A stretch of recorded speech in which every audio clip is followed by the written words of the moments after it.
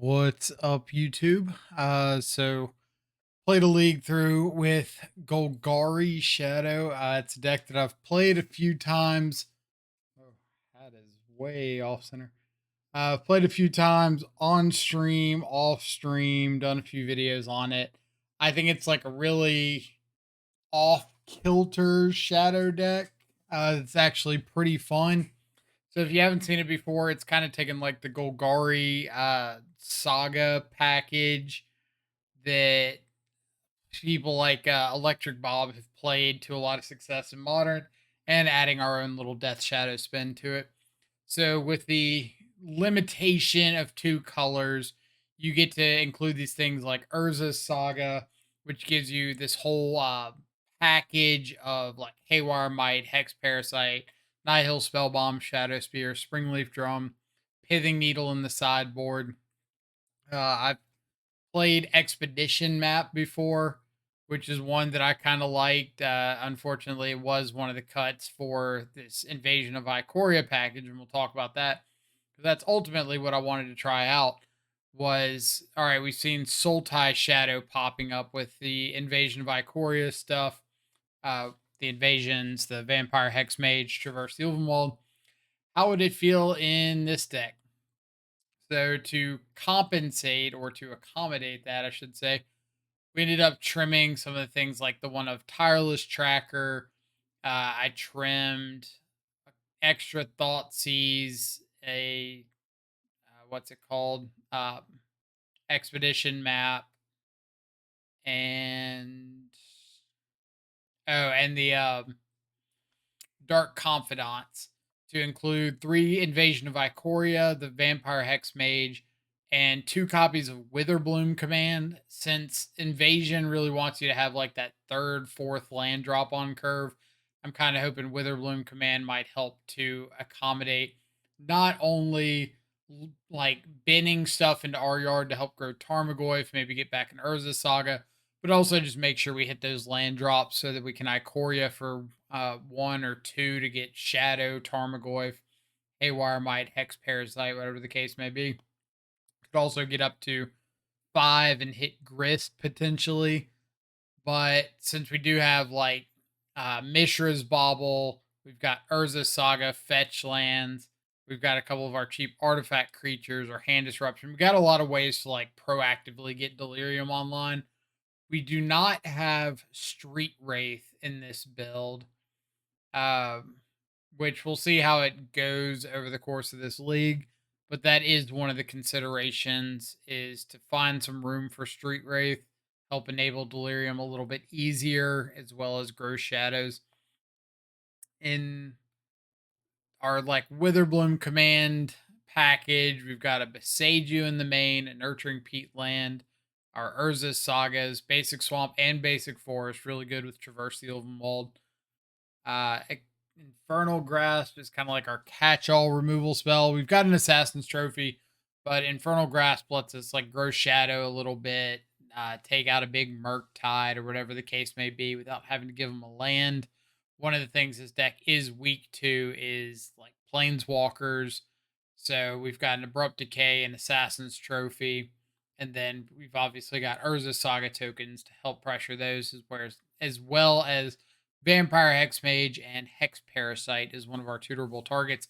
Parasite also being able to like lower our life total very, very quickly for Shadow is a big plus. In the sideboard, 2 copies of Endurance that we can get off like Traverse or Invasion. Necromentia and Orvar the All Form for the creativity matchup, also tutorable with Traverse. 2 Turok Dread Cantor, a Bitter Blossom, an Autumnal Gloom. Old favorite. If you haven't seen this before, it's 2 and a green on the front side for an enchantment. And it's got pay a black, put the top card of your library into your graveyard, and then at your instep, if you have Delirium, it flips and transforms into a 4/4 with hexproof and trample. So really, really good in like the control matchups, the spot removal matchups. Because if you flip it into a 4/4, then all of a sudden it dodges Solitude to Fairy Bounce, Leyline Binding, Prismatic Ending, uh, Big Teferi Tuck, Jace Bounce, anything like that. So really, really good threat to be able to get through with. The downside being it is weak to board wipes, but so is everything else in our deck. 2 copies of Terra Sunder for the artifacts and enchantments, an EE, Pithing Needle, and a second Haywire Might, really good saga targets, and then a second Beseiju and a Bajuka Bog. So Bajuka Bog we can get off of our traverses. Again, when I had Expedition map in there, it definitely made Beseiju and Bajuka Bog look a lot better, but we'll see how they do without those things. Let's go ahead and rock through the games.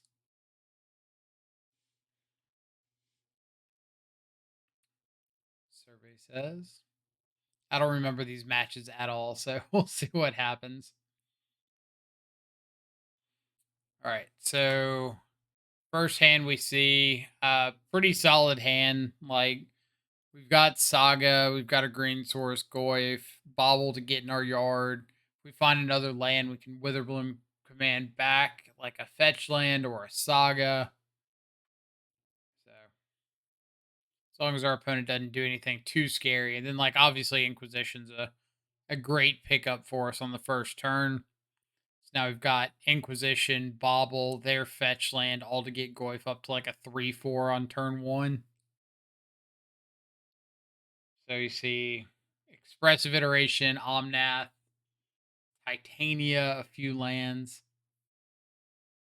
So little scary, especially when they have this Ragavan off the top. So that means they're going to be able to Omnath as soon as next turn, which is not where we want to be. Because now they've got a Flooded Strand still, so they can fetch land next turn and Titania. So not a good spot to be in.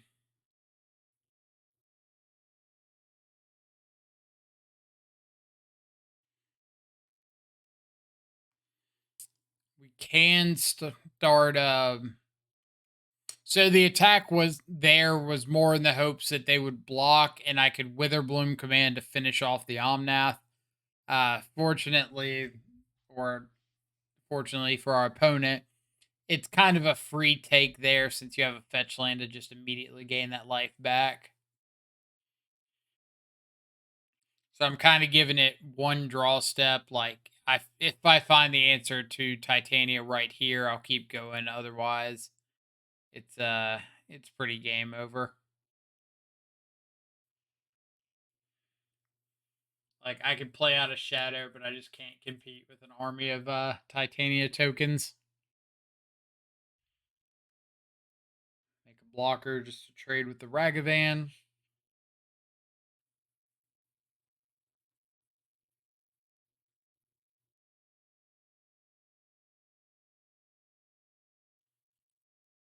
Oof.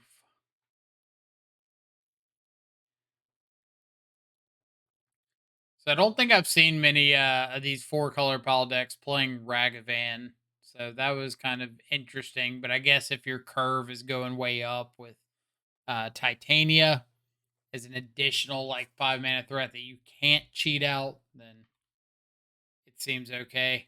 Then Mold Decisions. The first 7 we see. Yeah, it's got no threat. Inquisition is not that particularly good in the matchup. Double Thoughtseize is nice, but not being able to follow up a Thoughtseize with like a Goy for a Shadow or something makes this hand pretty rough. We could like Thoughtseize and try to Pithing Needle a Wren or something like that. But ultimately, the only way we're winning this is to have pressure. And then second hand, no lands. Third hand, we do keep one land with a Bobble, Thoughtseize. But we're just at the mercy of the second land drop. If we hit it, we keep playing. If we miss it, we're probably done here. Miss it. All right. Scoop it up. Go to the next one. Like mold of 5, missing land drops. not getting there. So I know not the most exciting match one in the world, but I do think it's important to showcase like realistic results with decks, not cherry pick the winning matches and cut out the bad. Like, if you don't see the bad, then you're not going to have an honest representation of the deck. First hand had a Saga, but no black or green sources, so I had to throw that back. Second hand, pretty reasonable. Like, we've got an Inquisition, we've got a Grist. Obviously, our opponent's staring us down with this Ragavan. So, not really sure what they're on, but it's some sort of red-green mid-range. We see that Samut there. We know they've got double fury, but hey, we've got a shadow. So, who's the real winner here? All right, never mind. We don't have a shadow.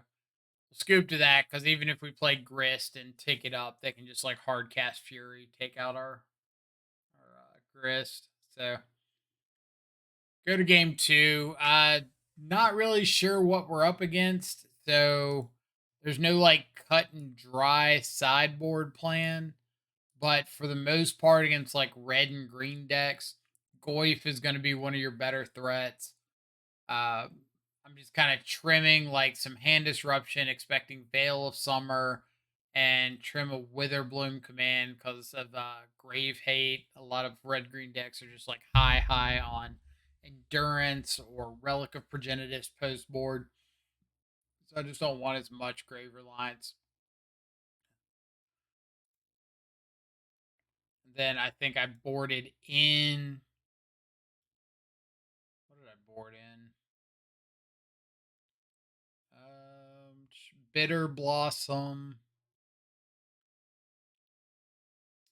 The Autumnal Gloom.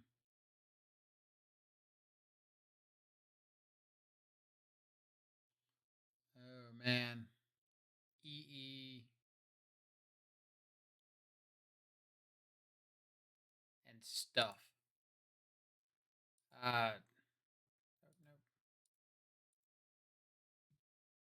Excellent. Skip forward. Mola one lander, keep a 2-lander with a Hex Parasite, but we've got like the Fatal Push and the Infernal Grasp to help us close out.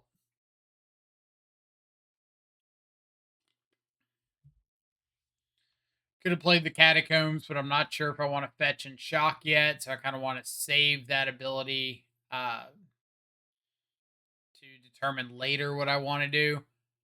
But this is one of the cool things with Hex Parasite is if you have not seen or read Hex Parasite, the ability says pay X and a fire X in black, so you can pay the fire X in black with 2 life, and remove up to X counters from target permanent. For each counter you remove, Hex Parasite gets +1/+0. A permanent does not have to have counters to target it, and you can pay 0 for X and 2 life to target it, and just repeat that over and over again. So Hex Parasite just gives you like this 1 mana tutorable artifact with Saga that you can just pay 2 life over and over again, which is really nice if you're in a matchup that kind of needs you to have big death shadows. Or if your opponent's like this and they're sitting here targeting your shadows and stuff, then you can pay to grow your shadow outside of Fury range and kind of hope that your opponent doesn't have another copy of Fury, which they do not. But what we have is another copy of Invasion of Ikoria. So if you've wondered about like the combo aspect of Invasion of Ikoria, this is kind of it. You get the ability to tutor up a Hex Mage, sack it to get this dinosaur, and the dinosaur basically makes it so that your attackers can deal damage as though they were not blocked. So we went and got the, what's the name of it? Ziatora, something like that. Went and got the Hex Mage, flipped over to the dinosaur pre-combat, attacked with that 6/6 shadow. They couldn't put enough power against the shadow to kill it if they did block it. So we get our 6 damage through for free. We have an 8/8 on the backup. We're not dead to the Spyro or the Elemental tokens. So we just get to set up another attack the next turn and kill through like the Spyro tokens and the Ignoble and the Wall of Roots and such. So that's kind of like uh the high point of Invasion of Ikoria. That's when it works and like does the thing it's supposed to do. So I do like having a game in here where we get to show like, hey, this is it. This is the big point of this card. But we want to be objective about it. We want to see like, all right, when it doesn't do that, what's it doing? That just like skip over game 3. So that was game 2. Yeah. That was game 1.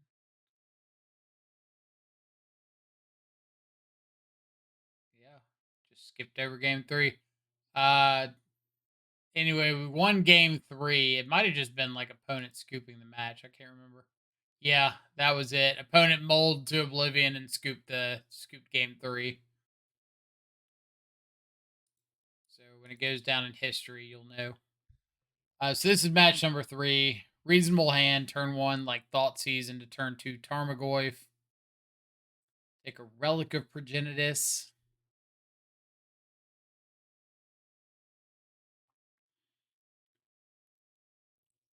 Go ahead and take the Ancient Stirring so that our opponent can't immediately go fetch for the 3rd Tron land, and they end up besieging us, which is kind of funny.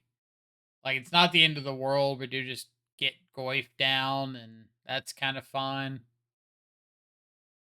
And then if they don't find a quick enough clock, then we do get to hit them in the face with a Goyf a bunch of times. Hex Parasite can lower our life total, but not in the face of something like Karn the Great Creator. So we do need to try to close out the game before Hex Parasite comes down. And we had this gem. My opponent played an engineered explosives on 1. If you are unfamiliar with the wording of the key mechanic Sunburst, it says you put a counter on it for each color of mana spent to cast it. 4 Tron lands do not do a very good job of producing a color of mana. So they played they played an EE for 1. It comes in with no counters on it because of no colored mana. So we decide we're just going to grow our Goyf with an instant. They crack the EE that does absolutely nothing, and we get another point of damage in. So even if they had EE'd on 1, we still would have been making it a 2-turn clock with hit them for 6, or hit them for 5, hit them for 5 again. But we didn't have to. All right, so sideboarding against Tron. Basically anything that says killer creatures coming out, things like Beseiju coming in, Turox coming in, Necromentia. Really excited to hopefully get Necromentia off here because my opponent did not lead on a Tron land, which means their turn 3 should be playing their 2nd Tron land. My turn 3 will be Necromentiaing whatever their 3rd Tron land is. So if all goes according to plan, we will be 1 up on this exchange.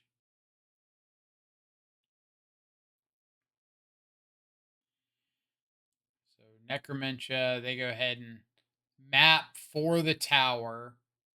So they get an extra zombie here, but that's fine with us because, hey, you don't have Urza's towers anymore.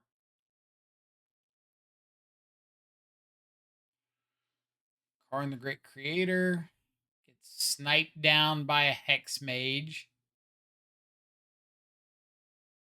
Thankfully for us, Karn the Great Creator decided to tick up instead of getting anything relevant, which even if they had gotten like Ensnaring Bridge, we had the Abrupt Decay.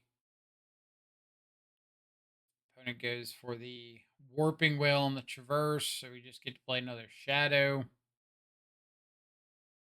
If we hit a land, we'd be able to Invasion, get the Hex Mage back from the yard, and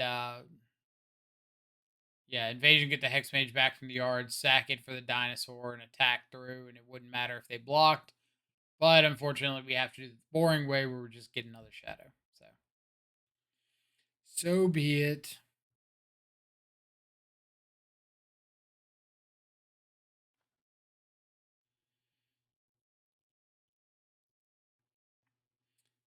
So this is match number 4. Opponent starts on a Blackcleave Cliffs and an Inquisition, so I'm immediately assuming it's like Scam. Play out this Spell Bomb just so we can stop a Scam threat, but they've got the Ragavan. Ragavan into drawing our Bauble. Rude.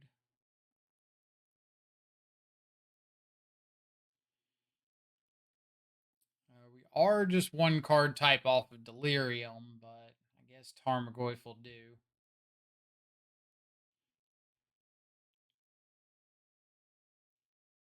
Spyro Ditch, Ren and 6 is Ziatora's Proving Ground, so it's Jund. It's not Scam.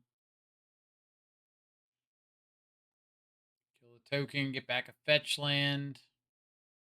Traverse up a Saga, because that seems pretty good in this kind of like mid-range, grindy-ish matchup. And decide to go ahead and make the attack just to kind of see what they would do. And since they blocked with the Spyro, they're giving me a chance to just like go ahead and nuke their yard. But honestly, I was kind of happy if they just spent their turn getting back tokens, so I wanted to wait and see what they did.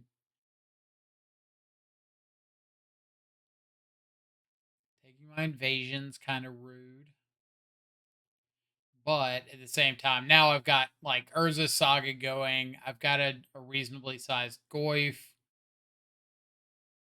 Trade push for push.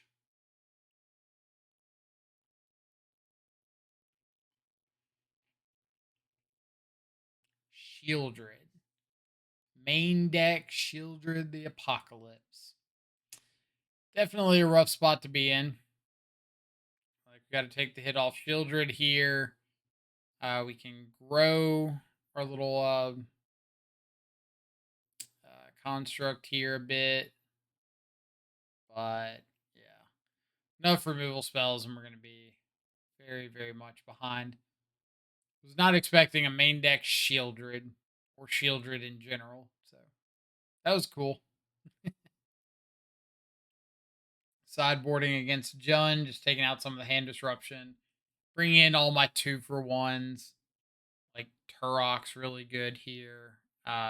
Bringing in the Autumnal Gloom, Bitter Blossom, Endurance to help fight against like Ren and 6.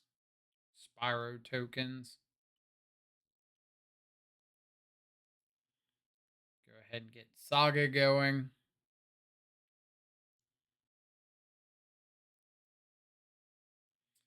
Tarmogoofy's gonna eat an Infernal Grasp. Alright. So now we can make a construct, untap, make a construct. Or if we wanted to just kick Turok instead, we could do that. But kind of okay, just like putting bodies on board. Obviously, EE is a little rough, but not the worst. Like, we are just gonna get to untap and kick Turok, hopefully.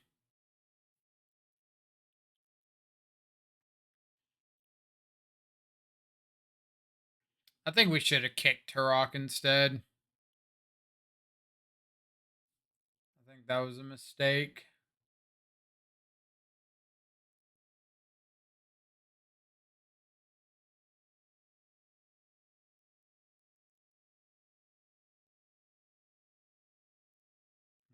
command for lethal.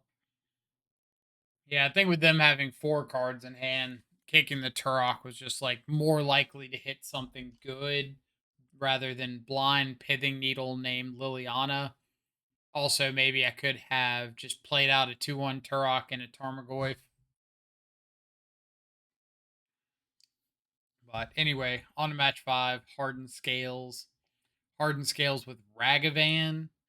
Kind of interesting. They did not have any green or any red mana, so I figured I would play the odds here, give them a draw to see if they found green mana or red mana for Ragavan, and if they didn't, I'd be in a pretty good spot. If they did and dashed Ragavan, that would be kind of unfortunate, but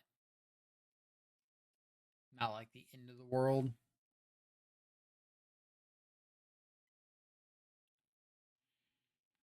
Take a little hit here to get Shadow online. I think I end up going Grist here. Yeah, just be mana efficient. Get a body on board that can block Zabaz if they decide to attack.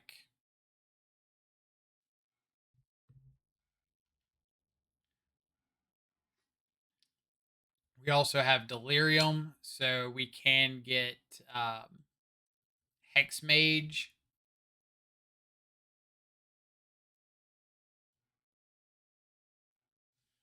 Or this is a fun little sequence here.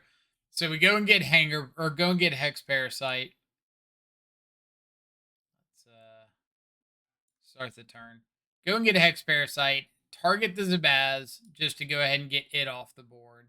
Now they've got a modular trigger. If they target the Walking Ballista, then we just eat the counter on the Walking Ballista. Obviously, Welding Jar can't stop any of this. If they decide to eat the or put the counter on the Thopter token, then we can look at like taking 2 next turn to get Shadow down, then maybe Grist sacking to kill it.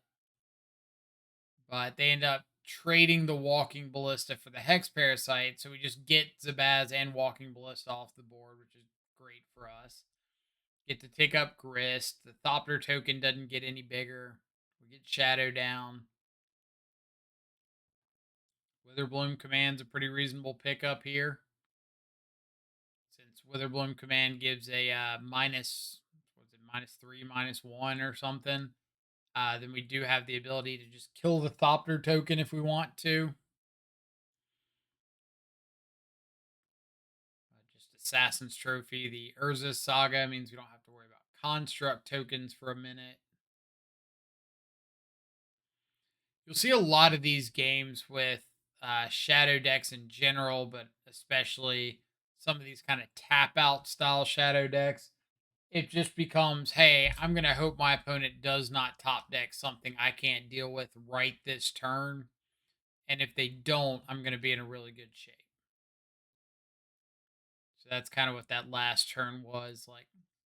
Hey, I'm going to Assassin's Trophy, the Saga. They're going to get to untap. I can't interact with anything, but I'm just going to assume they're not going to top deck anything crazy. Sideboarding. Again, a bunch of hand disruption comes out. Kind of a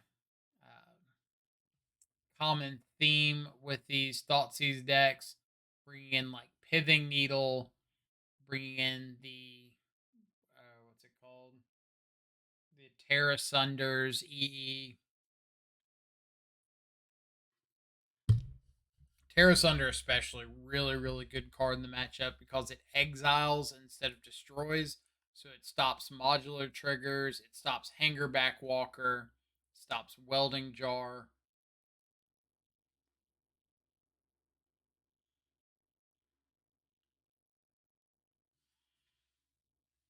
All right, so now we've got the chance to just Pithing Needle this Walking Ballista. Like, we're just not going to deal with that. You can have a vanilla 3/3. That's fine. What we don't want to have is a 3/3 that's paying 4 to put 3 counters on it and pinging everything.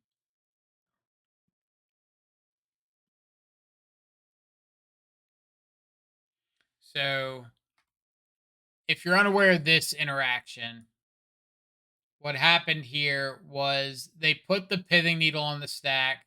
I figured they would name Hex Mage if I let the pithing needle resolve. So I sack the Hex Mage, target the Zabaz.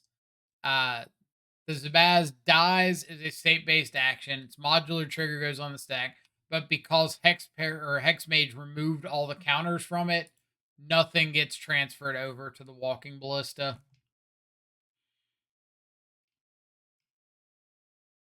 So now we've just got Big Saga. We can Hex Mage back Ikoria back our Hex Mage here. So we can just like chump the construct, sack on the invasion, or sack on the evasion, block something. Kind of decide I don't really care about the 3 damage from the walking ballista. I'd rather just have my dinosaur. And yeah, that's that one. So ended up being a 3-2, like not the most exciting of leagues. One of the things I'm kind of noticing about this invasion of Ikoria tech is if you're playing a shadow variant that's already pretty good or pretty reliable at getting threats out, then invasion doesn't really do a whole lot that you care about. It's kind of like a clunky 3 or 4 drop. For instance, in a build like this, you've got your 4 Goys, 4 Shadows already, but you also have Urza's Saga, which is a very mana intensive turn 3, turn 4 play, which is right when you want to be going with invasion. But Urza's Saga can have a bigger impact by being like a 2-2 and then another 2-2. They become like 3-3s or 4-4s if you have something else, if you tutor something up. So it spreads out the wealth between a bunch of bodies, which is really nice against like Leyline Binding, Solitude, Teferi, stuff like that. Any of the 1-for-1 removal Saga is pretty nice about. The downside is it is easier to interact with Saga than it is to interact with Invasion. We did get to showcase 2 times. One time, really, that the dinosaur mattered, and another time that we just got the dinosaur, but like anything would have been good in that spot. We could have Invasion for another Goy for Shadow and pretty much had the same outcome. Um, but yeah, Invasion's not bad. I just think with this particular build, I'd rather stick with like the traverses and maybe find room for Street Wraith instead of the invasions. But I've also been liking Dark Confidant, Tireless Tracker, and Giganta as a companion. So one of the things that comes up a lot is whether or not it's like worth it to play Giganta. And to me, it typically comes down to how well can you utilize or how necessary is it to have that one more threat. So for shadow builds like Jund that can't stop your opponent from stopping you because you don't have counter magic, you can play like Apostle's Blessing, but ultimately that's like a fairly weak card. But because you can't protect your threats or like stop your opponent from stopping your threats, you're kind of at the mercy of having one more creature than they have removal spells. So Giganta plays a really big part in being another threat to their removal. In a build like Grixis or Demir or something, which I know Demir can't play Giganta anyway, but it becomes less necessary because you have that ability to stop what your opponent's doing to stop you. So that extra threat, if it's not more powerful than what you have access to already, it's not as necessary. So with like Golgari, we don't have the ability to stop our opponent from stopping us. So that extra threat in Giganta can be very, very nice at times. We're also somewhat weak to Blood Moon, not extraordinarily, but enough. And it's kind of the same thing with like Jund Shadow. Like, can't really stop them from stopping you. So Giganta is nice to have in the back pocket. If we were in a world where the more explosive threats were consistently able to get across the finish line, then I would say like no Giganta ever, just stick to Street Wraith. But with Solitude, Leyline Binding, Prismatic Ending, Unholy Heat a lot of the time, um, these cards that can just like get rid of everything you've got, regardless of how big it is, it makes a lot more sense to not go as all in and kind of diversify. And I just think that for me so far, Invasion hasn't done enough to like diversify that. It's just making it more consistent. It's seeing Shadow or Goyf. And if those threats in particular aren't good enough, then the dinosaur is probably not going to be good enough. And it doesn't really make a lot of sense to spend more spots on investing in threats that aren't good enough already. So just keep that in mind if you're thinking about trying out the invasion tech. Is if you don't think Goyf and Shadow in particular are good enough to get the job done, then invasion's probably not where you want to be. Traverse gets a little bit of a pass because you can also get Saga, Pete Lamb, Beseiju, stuff like that. That can be very, very helpful. Or if you're playing like a Dark Confidant or Tireless Tracker build, you can get those. But anyway, hope the video helps clear some stuff up. Hope you enjoy Golgari Shadow as much as I do. Catch y'all next time. Adios for now.